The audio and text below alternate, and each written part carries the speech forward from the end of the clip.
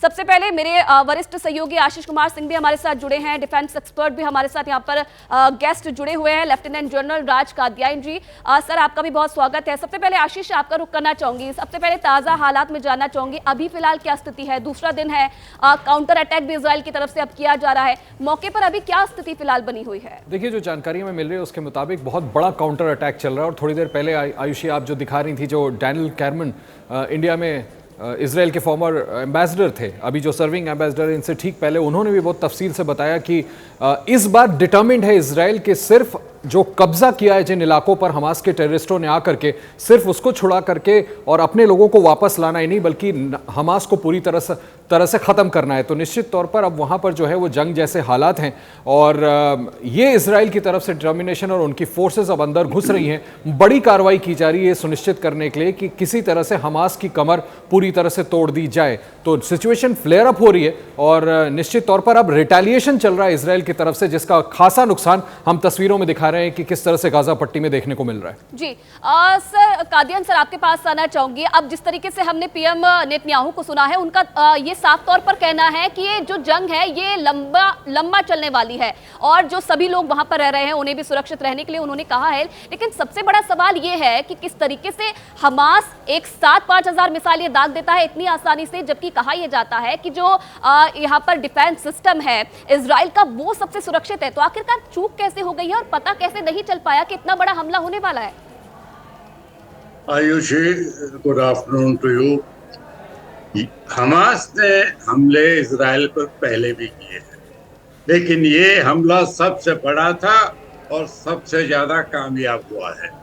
इसकी 2-3 वजह हो सकती है। पहली वजह, हमले का दिन 7 अक्टूबर, 6 अक्टूबर इजराइल का योम किपुर फेस्टिवल है, एनुअल, तो बहुत सारे सोल्जर छुट्टी पर होते हैं।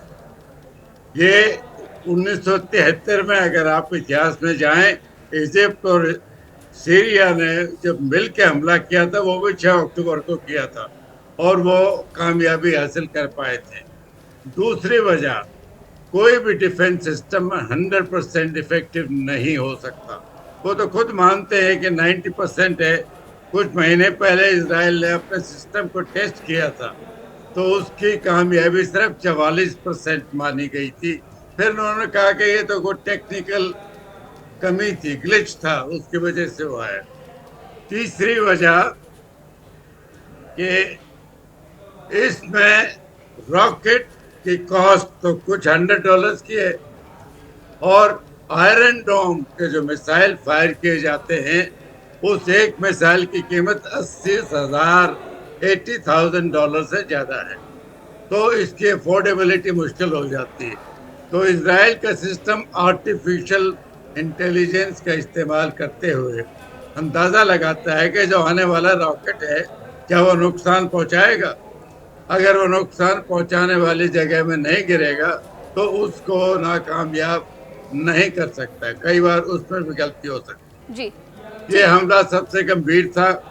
एक इजराइल के ब्रिगेड कमांडर, जी बिल्कुल सर, गंभीर हमला था और वजह भी आपने बताई है कि किस तरीके से ये वजह रही है। ये तस्वीरें हम आपको दिखा रहे हैं, देखिए धुंधली जरूर है लेकिन ये दावा किया जा रहा है कि इसी हमले में जो आतंकवादी थे हमास के वो मारे गए हैं, आतंकी ठिकानों पर हमला किया गया और उसके बाद कई जो आतंकी है वो इसमें मारे गए हैं। देखिए किस तरीके से काउंटर अटैक किया जा रहा है और ये तस्वीरें हम आपको दिखा रहे हैं जहां हमास के इंटेलिजेंस चीफ के ठिकानों पर यह हमला किया गया है और उसके बाद गाजा पट्टी में आतंकियों के ठिकानों पर यह बड़ा हमला किया जा रहा है। दिखाया हमने आपको किस तरीके से कल हमास की तरफ से 5,000 मिसाइलें दागने का दावा किया गया था, दागी गई थी, तस्वीरें हमने आपको दिखाई। उसके बाद से कड़ा एक्शन देखने को मिल रहा है इजराइल की तरफ से और लगातार काउंटर अटैक किया जा रहा है। उसकी तस्वीरें हम आपको दिखा रहे हैं, देखिए किस तरीके से काउंटर अटैक किया जा रहा है और कई आतंकियों को मार गिराने का दावा भी किया जा रहा है।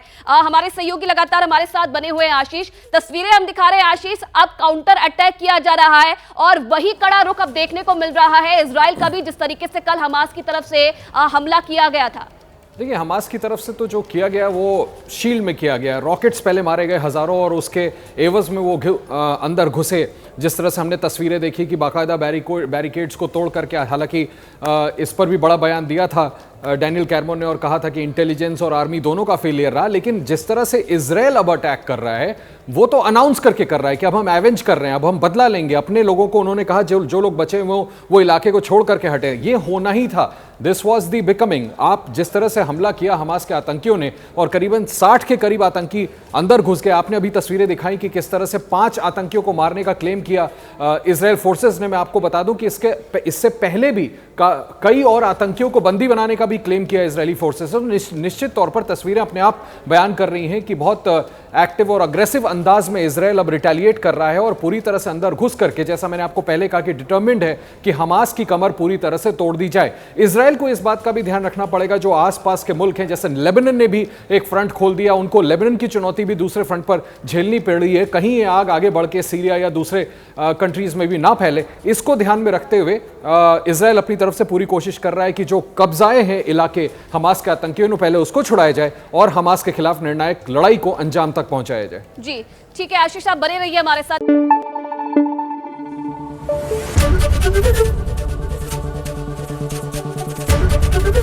एबीपी न्यूज आपको रखे आगे।